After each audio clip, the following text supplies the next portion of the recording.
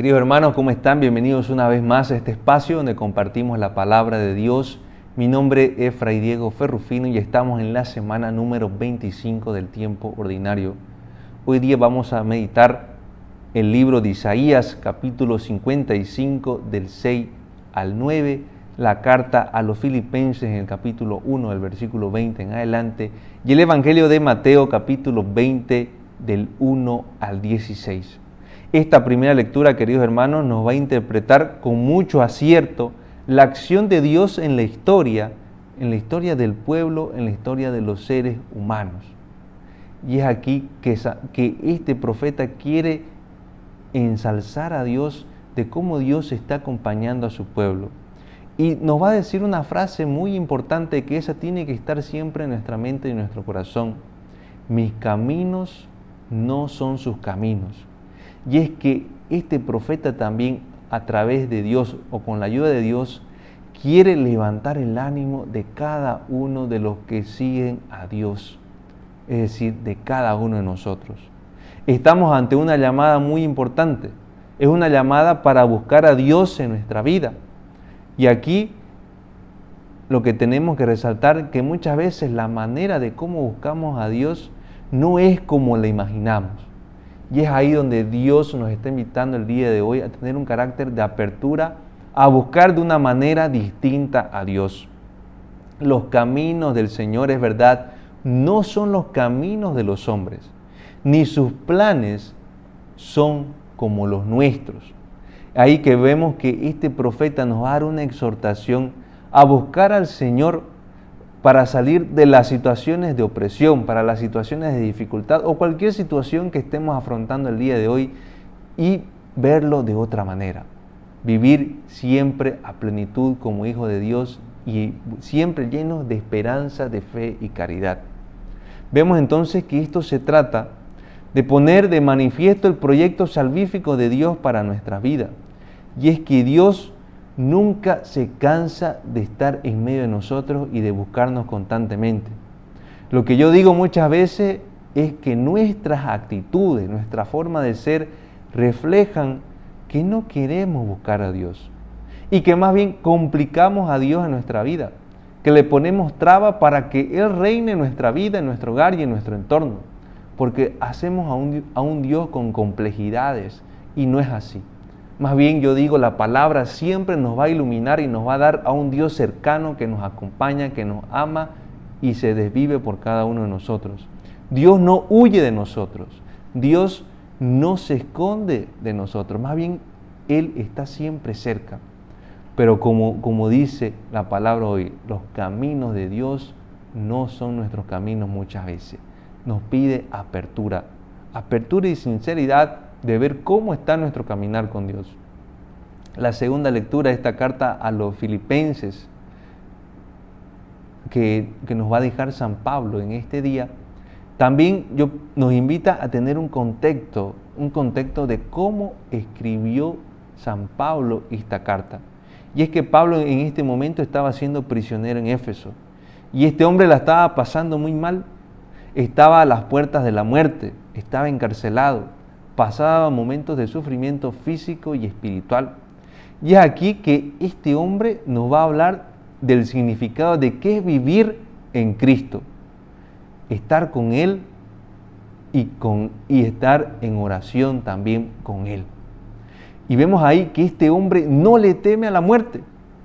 Pablo ya no va a esperar una parusía, es decir, una segunda venida, el fin de los tiempos, como muchas veces nosotros tocamos este tema, sino que él está preparado y está listo para asumir verdaderamente esta situación de la muerte, para estar en la presencia del Señor en cualquier momento. Y es ahí que vemos que San Pablo no le va a temer a la muerte, porque tiene la confianza en Cristo, en su Señor. Esto lo voy a volver a repetir. San Pablo, queridos hermanos, no le teme a la muerte porque tiene la confianza en Cristo, su Señor. ¿Cuántas situaciones de miedo no afrontamos en nuestra cotidianidad? Y vemos que estas situaciones son así porque no las estamos sabiendo asumir con el Señor. Nos llena de miedo, de angustia, porque no estamos verdaderamente de la mano con Dios y no estamos asumiendo nuestra cotidianidad con Él. Vemos aquí que San Pablo ha tenido y tiene la experiencia de lo que es vivir en Cristo. Y la muerte le abre más bien a él la puerta de la vida verdadera, de esa vida que nadie se la podrá arrebatar, ni la muerte. Y es que vemos aquí que todo lo que hace un cristiano es por Cristo y para Cristo. Y ya no somos víctimas de un destino fatal, sino más bien al contrario, es una expresión maravillosa de la presencia de Dios. Cada día, cada instante, cada segundo es una expresión de amor del Señor y nosotros se la damos a los demás también de la misma manera.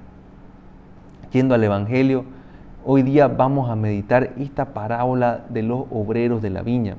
Y Jesús con esta parábola quiere exponer, quiere enseñarnos el misterio del reino de Dios, cómo debía hacerse presente, cómo participaba Dios mismo en este acontecimiento y en cada una de las personas que acoge verdaderamente su mensaje. Y aquí se quiere hablar de la misma persona de Dios como un padre que espera a su hijo y le ofrece misericordia, que busca a los obreros durante todo el día. Y es aquí donde también la palabra de Dios nos va a invitar a que no nos quedemos en esos elementos como puede ser la hora que esta persona sale a buscar trabajadores, ¿no? Como lo va a ir repitiendo constantemente en la parábola. Eso no nos debe distraer, más bien debemos ir a la parte central que nos va a enseñar este Evangelio, que el reino de Dios, lo decisivo, como es la salvación de los seres humanos, no funciona con los criterios de este mundo. La salvación del ser humano no funciona con los criterios de este mundo. Y es aquí donde también la palabra de Dios muchas veces nos dice, muchos de los primeros serán los últimos y muchos de los últimos serán los primeros.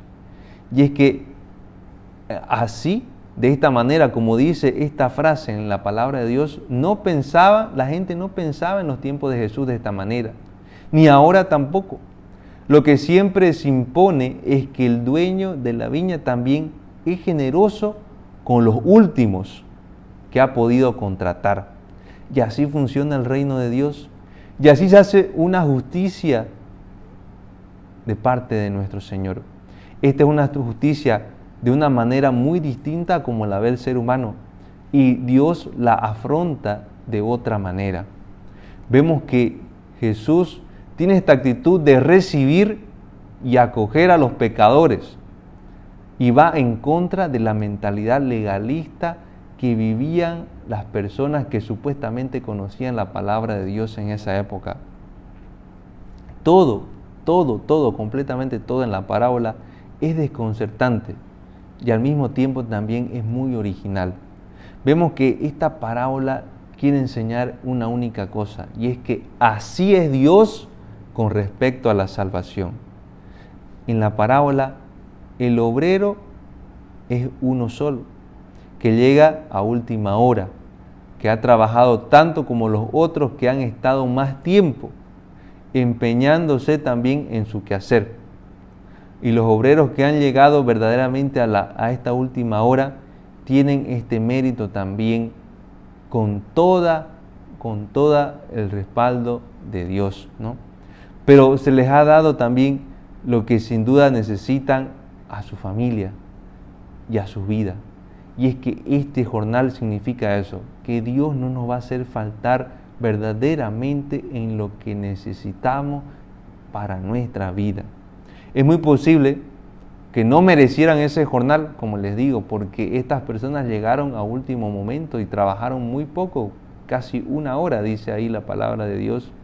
Pero vemos aquí, vuelvo y repito lo que dije al comienzo, la justicia de Dios va más allá como la mira el ser humano, porque aquí existe una bondad de Dios y esto Dios lo hace gratuitamente.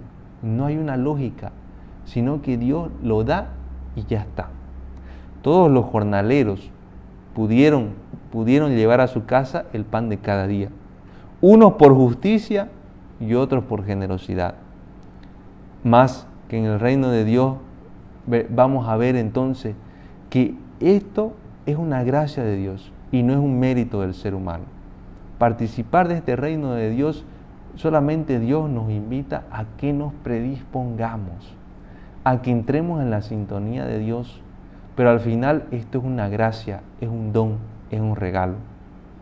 Vemos que en nuestra cotidianidad los cristianos muchas veces hemos perdido el sentido de la trascendencia, de esa mirada de preocuparnos por las cosas celestiales.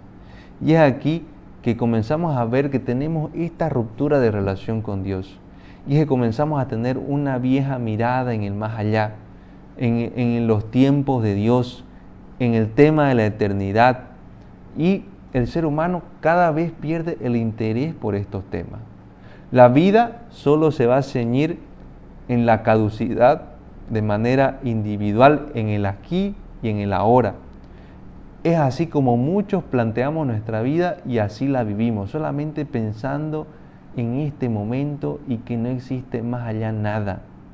Y vemos que la situación la que hemos estado viviendo durante muchos meses en este año nos ha demostrado lo contrario. Si nosotros verdaderamente, decimos que no existe nada después de esto, ¿por qué hemos entrado en un gran temor por la muerte? ¿Por qué hemos entrado en una desesperación por esta situación del virus? ¿Por qué hemos comenzado a tener actitudes de depresiones y situaciones muy fuertes en nuestra vida si decimos que lo importante es solamente vivir el ahora y ya más nada?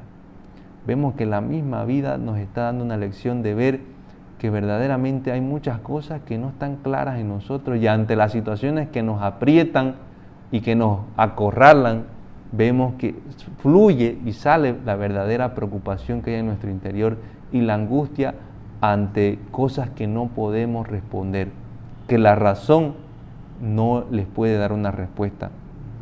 Nuestros planes son los de siempre, como decimos muchas veces, ¿no? Salud, dinero y amor. Si no faltan estas cosas, es suficiente.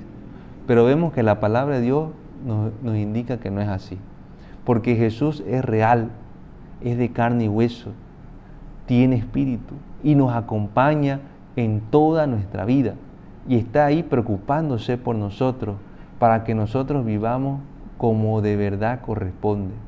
Y así vivamos en la libertad como hijos de Dios.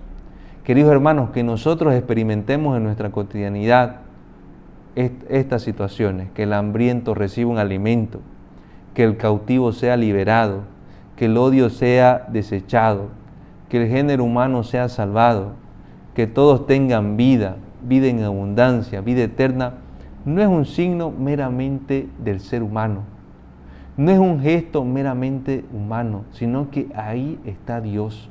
Está Dios de por medio preocupándose y dando un signo de que Él está en medio de nosotros.